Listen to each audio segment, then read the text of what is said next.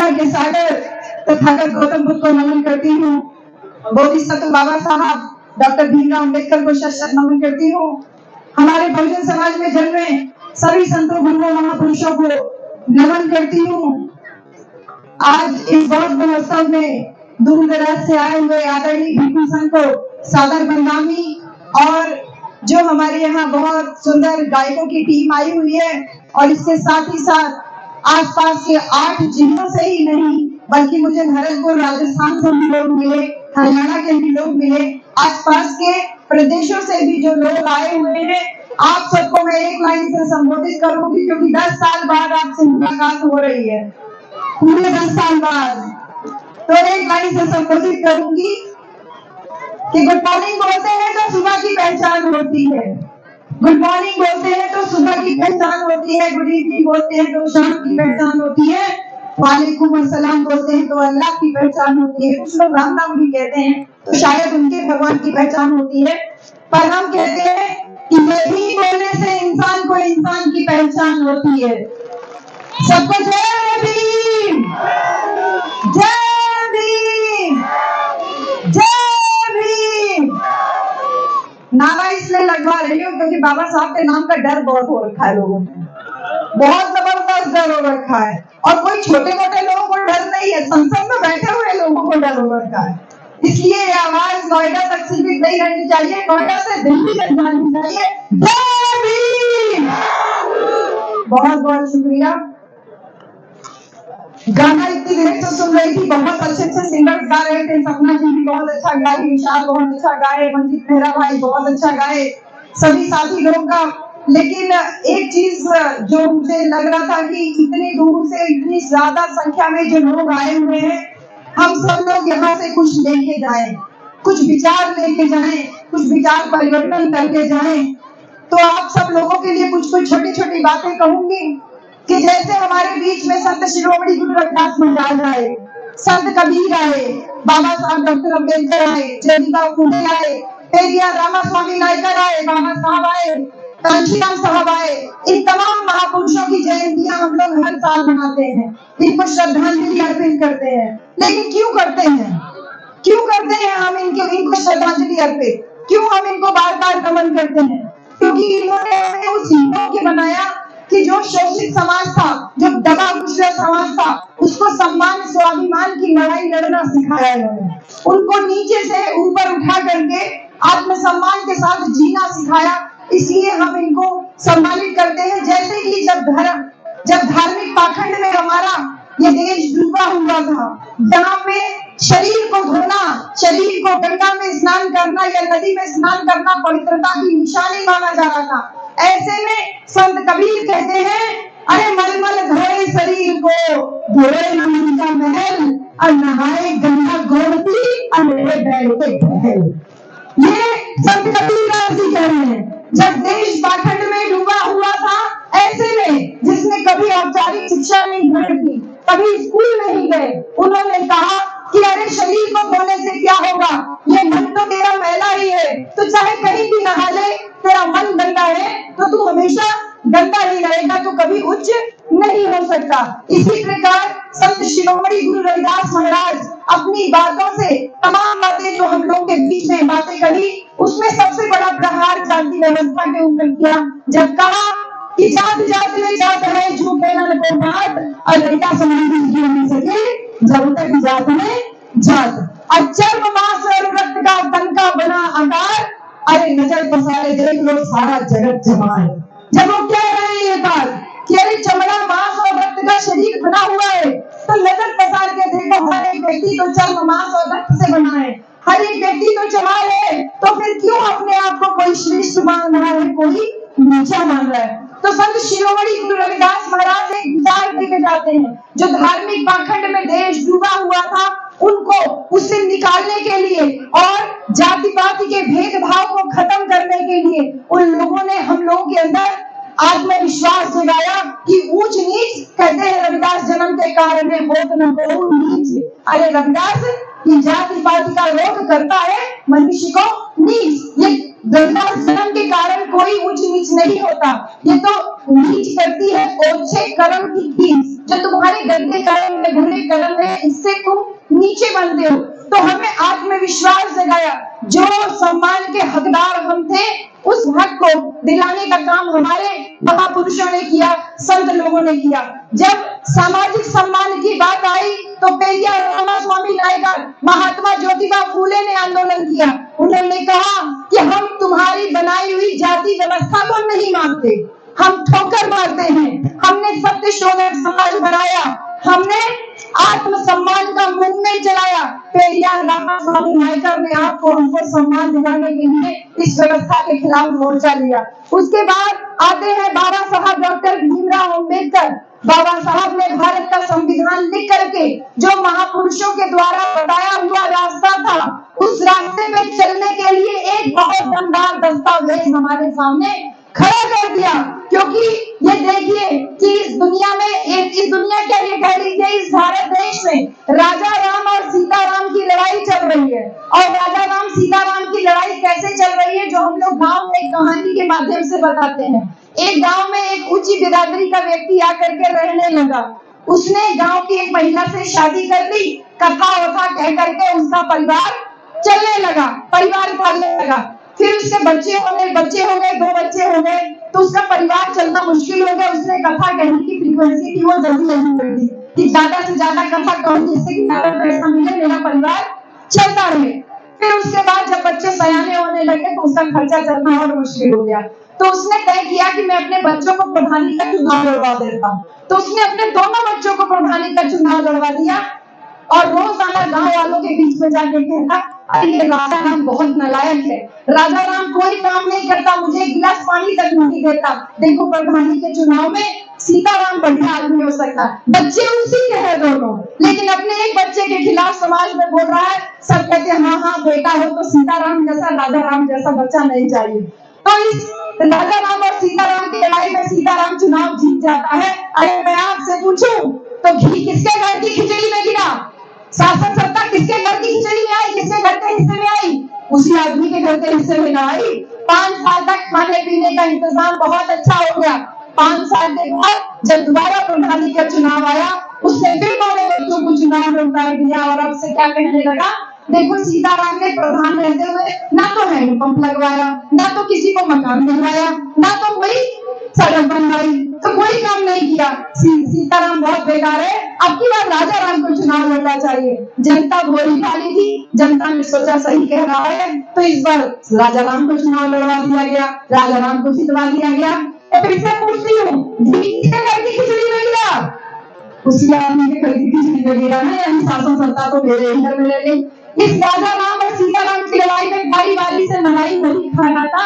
और जब कुछ गांव के लोग आते, उससे कहते भैया हमारा मकान बनवा दो, हमारे यहाँ हैंडपंप लगवा दो, तो उसने 2 मोटे हट्टे कट्टे आदमी तैयार करके रखे थे कि अच्छा तुझे मकान चाहिए। वो लठाए तो उसे उन लोगों को मरवाने के काम करने लगा। यही हमारे भारत देश के साथ में पिछले 75 साल से हो रहा है। हर बार चुनाव से पहले राजा राम कहते हैं कि सीताराम गड़बड़ है, सीताराम आकर के कहते हैं राजा राम गड़बड़ है। जनता भोली भाली थी, बारी से राजा राम सीताराम की लड़ाई में बढ़ रही थी।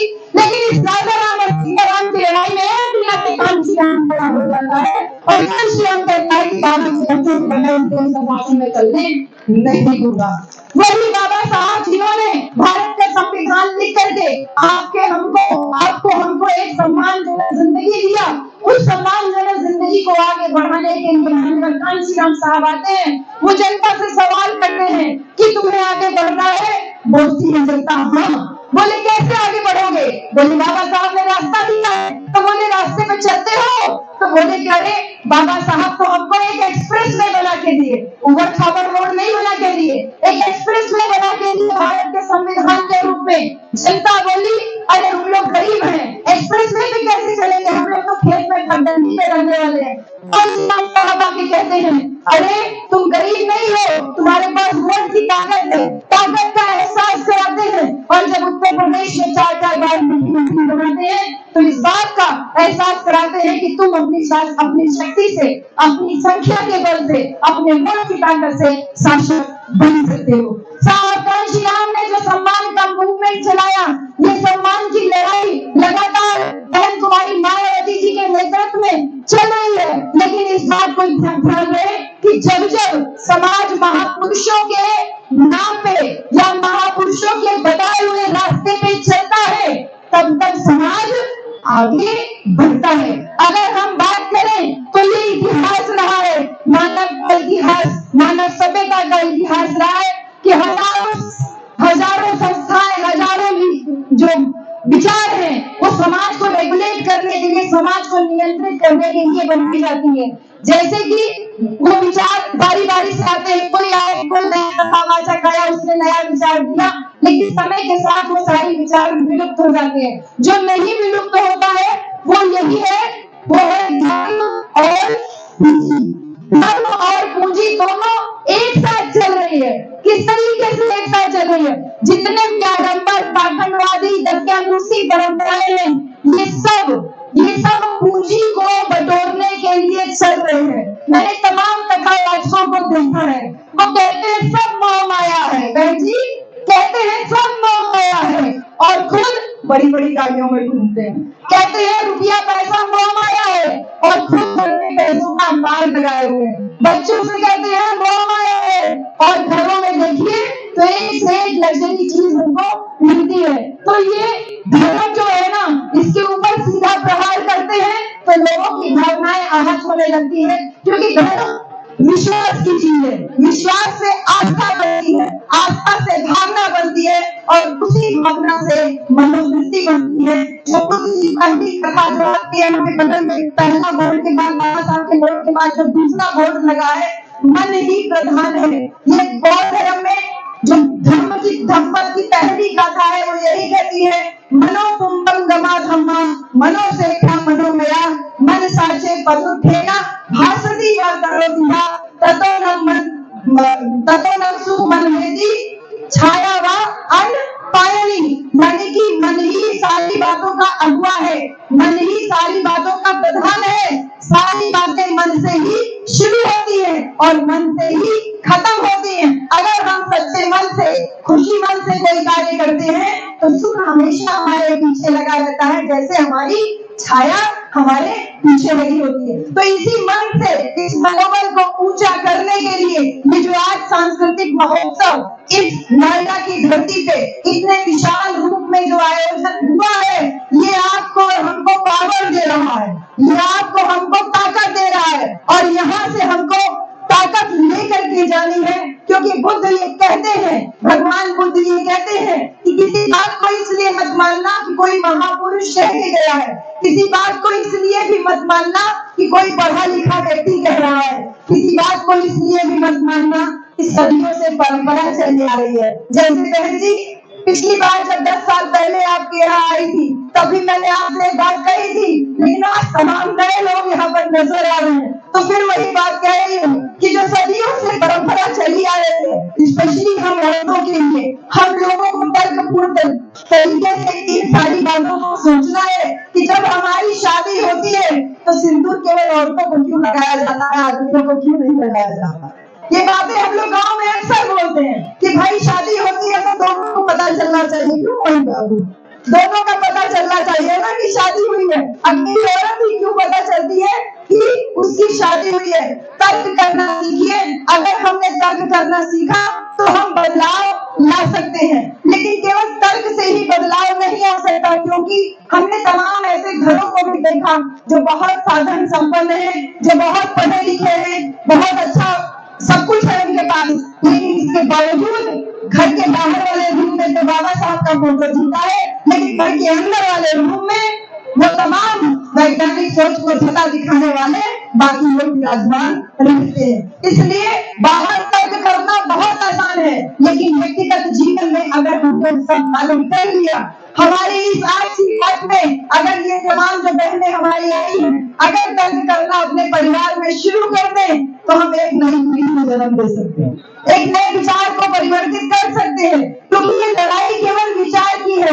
दो विचारधाराएं समाज में चल रही है, एक वो विचारधारा जो हमको नीच बना के रखना चाहती है और दूसरी विचारधारा वो जो हमें सम्मान दिलाना चाहती है, जिसको ऊपर वाली विचारधारा या बुद्धिवादी विचारधारा कहते हैं। तो इस धर्म और पूंजी की लड़ाई में धर्म जो है वो कमांडर बना है और हम कस्टमर बने हुए हैं, क्योंकि कोई भी अगर आप सत्संग में जाते हैं या किसी भी कथा में जाते हैं बहन जी, तो तमाम स्टॉल लगे रहते हैं। कोई 10 रुपया में इतना छोटा एक माला बेचता होता है या कोई छोटा सा चीज बेचता होता है और हम सारे लोग उसको खरीदते हैं।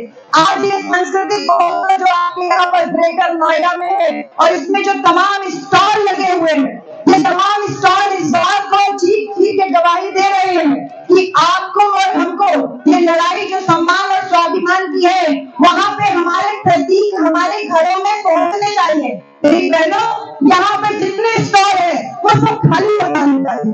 बाबा साहब की मूर्ति ही नहीं, बाबा साहब की फोटो ही नहीं, हमारे तमाम महापुरुषों के विचार भी आपको यहाँ से लेकर के जाने हैं। ये स्टॉल खाली होने चाहिए कि एक एक घर में बाबा साहब का नाम पहुंचे, एक एक घर में बाबा साहब की किताब पहुंचे, हमारे बहुजन महापुरुषों की बात पहुंचे। तो जब इस धर्म और पूंजी की जो लड़ाई चल रही है, इस धर्म और पूंजी की लड़ाई में सबसे ज्यादा मार अगर कोई खा रहा है तो वो हमारा बहुजन समाज, क्योंकि शासन सत्ता से दूरी रखने के लिए दारू का प्रयोग किया जाता है, रुपया पैसा चुनाव के दौरान प्रयोग किया जाता है। तो इस प्रकार से इसका दुरुपयोग जो हो रहा है, इसकी लड़ाई को हम इस प्रकार के आयोजन करके ही जीत सकते हैं, जहां पे पूरी तरीके से एक बौद्धिक परिवर्तन इन तमाम स्टॉलों के माध्यम से और एक नई जो माहौल है उसके माध्यम से जो तैयार किया जा रहा है, ये जवाब हमको बाबा साहब डॉक्टर अम्बेडकर दे के गए थे। इस लड़ाई में, इस धर्म और पूंजी की लड़ाई में अगर कोई विकल्प है तो बाबा साहब की विचारधारा, क्योंकि बाबा साहब ने जो धार्मिक सांस्कृतिक आंदोलन को जो प्रशस्त किया, आगे किया, उसको हमें रिवाइव करने की जरूरत है, लेकिन बहुत सावधानी पूर्वक, क्योंकि 14 अक्टूबर 1956 को बाबा साहब भगवान की और आज 25 दिसंबर को उस धर्म ग्रंथ को बाबा साहब डॉक्टर अम्बेडकर के नेतृत्व में आग लगाया गया था, जिसने मानव को मानव समझने से इनकार किया। आग लगाई थी बाबा साहब के सहयोगियों ने, उस व्यवस्था को मानने से इनकार किया बाबा साहब, तो इंसान को इंसान की हैसियत का नहीं समझता है। तो उस सांस्कृतिक विरासत को जो जिंदा करने का कार्य माननीय सूरजपाल राक्षस जी और इनके साथ साथ जो इनके दीपक बौद्ध जी जो सेक्रेटरी साहब है, मैं बहुत धन्यवाद करूंगी इस इतने शानदार आयोजन के लिए कि एक बौद्ध विरासत, बौद्ध धर्म का प्रतीक ये वापस जो है बहुत तेजी से जो इसको परिवर्तन के लिए कार्य कर रहा है। और इसके साथ ही साथ जब हम बहुजनों की बात करते हैं तो 85% बहुजन की बात करते हैं। बहुजन सामाजिक आंदोलन, सामाजिक समानता के आंदोलन में जब भी बहुजन की बात करते हैं तो सफल होता है, क्योंकि एससी, ओबीसी और माइनॉरिटी यानी जो हमारा दलित समाज है, जो पिछड़ा समाज है और जो मुसलमान समाज है, वो इस सामाजिक आंदोलन में इकट्ठा दिखाई देता है। जब 85% बहुजन की बात करते हैं और राजनीतिक आंदोलन जो माननीय कांशीराम साहब और बहन कुमारी मायावती जी के नेतृत्व में आगे बढ़ता है, तब भी दलित, पिछड़ा और मुसलमान साथ होते हैं और हम उत्तर प्रदेश में 4-4 बार मुख्यमंत्री बनते हैं। लेकिन जब यही बहुजन समाज बहुजन सांस्कृतिक आंदोलन की बात करता है तो उसमें 20% मुसलमान पहले ही किनारे हो जाता है और जो 50% पिछड़ा समाज है वो चुपचाप कहीं किनारे खड़ा होता है या खुद ही उसके खिलाफत में होता है। तो भाइयों, मेरी प्यारी बहनों, ये लड़ाई एक जाति की लड़ाई नहीं है। बहुत सारे लोग ग्रेट चमार बनाए हुए समाज के बीच में फिर रहे हैं। ये लड़ाई चमार धोबी पासी बनाने की लड़ाई नहीं है, ये लड़ाई बहुजन समाज को शासक कौम बनाने की है। और जिस प्रकार से ये जो आज मेला का आयोजन हुआ है और तमाम स्टॉल जो लगे हैं, बाबा साहब का जो एक सामाजिक आंदोलन, राजनीतिक आंदोलन, सांस्कृतिक आंदोलन और जो सबसे बड़ा बाबा साहब का इंडिकेशन था, जो सबसे बड़ा इंडिकेट किया बाबा साहब ने, वो था हमारा आर्थिक मूवमेंट। हमने स्टॉल लगाया, हमने प्रचार किया, घूम घूम के प्रचार किया, सामाजिक आंदोलनों का प्रचार किया, राजनीतिक आंदोलनों का प्रचार किया, विचारों का प्रचार किया। लेकिन जब बाबा साहब के आर्थिक विचारों के प्रचार प्रसार की बात आती है तो हम पीछे हो जाते हैं। क्यों नहीं हम डीजे लगा करके बोलते हैं कि बाबा साहब की वजह से आरबीआई की स्थापना हुई। जो ये पूंजी की बात है कि इस पूंजी ने हमारे देश को आज एकदम हाशिए पे लेके आ रहे, कुछ मुट्ठी भर लोगों के हाथ में पूरी देश की सत्ता पहुंची हुई है और वो अपने इशारे पे इस पूरे बहुजन समाज से लेकर के पूरे देश की शासन सत्ता को अपने कब्जे में किए हुए हैं। ऐसे में बाबा साहब की आर्थिक क्रांति आरबीआई के माध्यम से जो उन्होंने शुरू की और मान्यवर कांशीराम साहब ने जब इसको आगे बढ़ाया और कहा कि नीचे दुकान ऊपर मकान, ये साहब कांशीराम ने किया था, कहा था। और हमारे बाबू मोदी जी जो अलीगढ़ से आए हैं, इन्होंने जमीन खरीदी, नीचे दुकान और ऊपर मकान बनाया। क्यों नहीं हम छोटी छोटी दुकानें खोल सकते हैं। हमारे महापुरुषों की जो स्टॉल पीछे लगे हुए हैं, इन स्टॉलों में इतनी अच्छी बिक्री हो रही है, इतना अच्छा जो एक सांस्कृतिक कल्चरल परिवर्तन, कल्चरल चेंज जो देखने को मिल रहा है, ये कहना काफी होगा कि जिस प्रकार से ये मेले का आयोजन, बौद्ध महोत्सव का आयोजन ग्रेटर नोएडा की धरती पे हो रहा है, ऐसे आयोजन हमको और जिलों में भी बारी बारी से करने की आवश्यकता है। क्योंकि ये बात को बहुत अच्छे से ध्यान रहे कि बाबा साहब ने जब सांस्कृतिक परिवर्तन के लिए हमको विकल्प दिया और विकल्प के रूप में जब 14 अक्टूबर 1956 को बौद्ध धर्म ग्रहण किया तो उसको आपने और हमने हाथों हाथ लिया बहन जी। क्योंकि मानव, बौद्ध धर्म की यही पहचान, मानव मानव एक समान, आपको हमको इकट्ठा एक सूत्र में बांधने के लिए बाबा साहब भगवान बुद्ध की शरण में लेके गए। लेकिन जो ओबीसी समाज है, यानी जो पिछड़ा समाज है, उसको भी बुद्ध की शरण में लेके गए, लेकिन उसको इस बात का आभास ही नहीं है, पिछड़े समाज को इस बात का आभास ही नहीं है कि उसके साथ भी अत्याचार हुआ, उसके साथ भेदभाव हुआ, उसको इस बात का आभास ही नहीं है। लेकिन वो ये मान के चलता है कि मैं ऊंची जाति का हूँ। लेकिन जब माननीय अखिलेश यादव जी जो उत्तर प्रदेश के पूर्व मुख्यमंत्री थे, जब उनका घर धोया गया तो इस बात को खत्म कर दूं? हाँ ठीक है, तुरंत खत्म।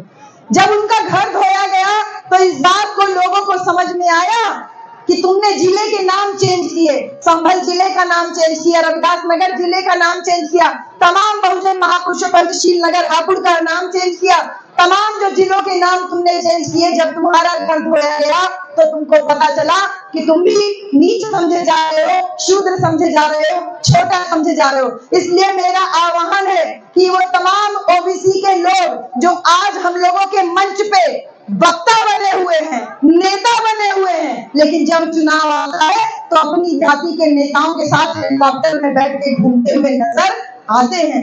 थोड़ा सावधान रहने की जरूरत है और बाबा साहब डॉक्टर अंबेडकर को संपूर्ण रूप में जानने की जरूरत है। संपूर्णता बोले तो हमें मुझे फुल इज्जत, बाबा साहब डॉक्टर अंबेडकर हमको फुल इज्जत दिलाए, चाहे धर्म के माध्यम से हो, चाहे वोट के माध्यम से हो। और आज जब राजनीतिक अधिकार लेने की बात आती है तो बाबा साहब का नाम आता है, सांस्कृतिक अधिकार की बात आती है तो भी बाबा साहब का नाम आता है, और जब बहुजन समाज को शासन सत्ता पर पहुंचाने की बात आती है तो भी बाबा साहब और माननीय कांशीराम साहब का नाम आता है। लेकिन इस बात को ध्यान रहे कि ऐतिहासिक रूप से कुछ लोगों की गलती की वजह से ये बहुजन समाज जो बाबा साहब के नाम को एक लेकर के मजबूती के साथ आगे बढ़ रहा है, उसका ये रिजल्ट है। बहन कुमारी मायावती जो 4 बार उत्तर प्रदेश में मुख्यमंत्री बनी, आज उसका ये परिणाम है। ये जो बहुजन समाज आज एक बड़ी संख्या में यहाँ दिखाई दे रहा है, अपने महापुरुषों के नाम पे बौद्ध महोत्सव में जो आज इकट्ठा हुआ है, उसका ये परिणाम है कि सड़क से लेकर के संसद तक नजर आ रहे हैं। कोई नीला ड्रेस पहन करके बाबा साहब को हथियाने की कोशिश कर रहा है, कोई बाबा साहब की फोटो लेके बाबा साहब को हथियाने की कोशिश कर रहा है, कोई संसद में संविधान की किताब लेकर के बाबा साहब को हथियाने की कोशिश कर रहा है। लेकिन मैं धन्यवाद देती हूँ माननीय कांशीराम साहब को, बहन कुमारी मायावती जी को, कि जिनके इस मूवमेंट की वजह से, जिन्होंने बहुजन समाज को इस योग्य बनाया कि आज बाबा साहब का नाम तुम मजबूरी में ले रहे हो, मजबूरी में ही सही, लेकिन ले तो रहे हो, उनके सामने सर झुका रहे हो। नहीं तो ये जान लीजिए कि जीते जी भी बाबा साहब डॉक्टर अम्बेडकर इनको डराए। बहन जी, जीते जी भी बाबा साहब डराए और मरने के बाद भी बाबा साहब डॉक्टर अम्बेडकर इनको डरा रहे हैं। अगर ये डर नहीं होता तो कभी नहीं सुना किसी देवता की मूर्ति टूटी हो, लेकिन अक्सर ये सुना कि बाबा साहब डॉक्टर अम्बेडकर की मूर्ति टूटी जा रही, तोड़ी जाती है, कभी उंगली तोड़ी जाती है, कभी चश्मा तोड़ा जाता है। तो आज मैं अंत में बस यही कहूंगी, इस ग्रेटर नोएडा की भूमि पे वो बाबा साहब की उंगली का इशारा करती हुई जो फोटो है, जो मूर्ति है, उस इशारे को समझिए। अरे ग्रेटर नोएडा से दिल्ली दूर नहीं है, वो उंगली का इशारा सरस्वती ऊपर कब्जा करने की तरफ जाता है। और यही दिल्ली जो कि नोएडा, ग्रेटर नोएडा जब दिल्ली से एंटर करिए तो बाप भगवान बुद्ध की बड़ी सी मूर्ति लगी हुई है और वेलकम टू गौतम बुद्ध नगर। तो ये बहुजन विचारधारा को मजबूत करने का जो कार्य बहन कुमारी मायावती जी ने गौतम बुद्ध नगर बना के, गौतम बुद्ध यूनिवर्सिटी बना के, मान्यवर कांशीराम अस्पताल बना के, युवा बच्चों के लिए स्कॉलरशिप और युवा बच्चों के लिए छात्रावास बना के जो आंदोलन शुरू किया, ये बहुजन समाज की आज जिम्मेदारी है कि इस आंदोलन को आगे लेकर के जाए। और 2027 में बहन जी, पश्चिम के लोगों से शिकायत है, पूरब के लोगों ने मिशन को अभी तक थाम के रखा है। पश्चिम के लोगों, आप लोग इधर उधर बहकिए नहीं, आप लोग कोई मुद्दों पे ताव देके, कोई ग्रेट चमार बोल के बहका रहा है, आपको बहकावे में आने की जरूरत नहीं है। आज तुम्हारी मायावती जी ने साफ तौर पे कह दिया कि बाबा साहब डॉक्टर अम्बेडकर हमारे भगवान हैं। उन्होंने ये नहीं कहा कि भगवान जैसे है या भगवान की तरह है। इस इशारे को समझिए कि अगर तुमने अम्बेडकरवाद की राह छोड़ी तो हम बिखर के रह जाएंगे और बिखरे हुए अंगूरों की कोई कीमत नहीं होती। जो गुच्छे में लगे अंगूर होते हैं उन्हीं की कीमत होती है। मैं बहुत धन्यवाद करती हूँ कि इस बिखरे हुए समाज को इतने अंगूरों में, अंगूर के गुच्छों में गुच्छों की तरफ जोड़ने का कार्य किया।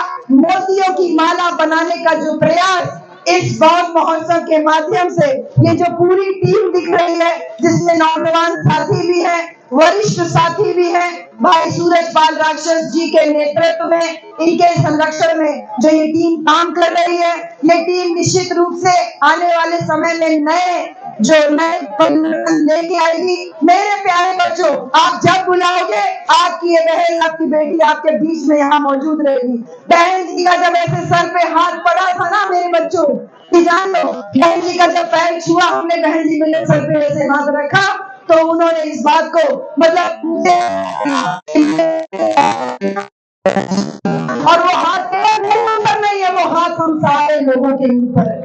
और बहन जी ने अभी 30 नवंबर को जब मुलाकात हुई तब फिर उन्होंने इस बात को कहा कि मेरे प्यारे बच्चों, अच्छा कार्य करते रहो, अच्छा कार्य करते रहो। महापुरुषों की राह में भी तमाम बाधाएं आई, लेकिन वो पीछे नहीं हटे। तो तुम क्यों पीछे हट जा रहे हो? अरे कोई नेता तुम्हारे बीच में पहुंचे या ना पहुंचे, विचारधारा तो है ना तुम्हारे पास। इस मजबूत विचारधारा के सारथी बनो, आगे बढ़ो, जैसे हमारे भाई सूरजपाल राक्षस जी की टीम बन रही है। मैं बहुत धन्यवाद देती हूँ पूरी टीम को। यहाँ बहुत वरिष्ठ साथी भी है, पूरी टीम काम करना संभव नहीं है, और जो दूर दराज से लोग आए हुए हैं, आप सब लोगों को भी ढेर सारा आभार, ढेर सारा धन्यवाद। जय भीम, जय भारत, नमो बुद्धाय, जय संविधान, जय कांशीराम।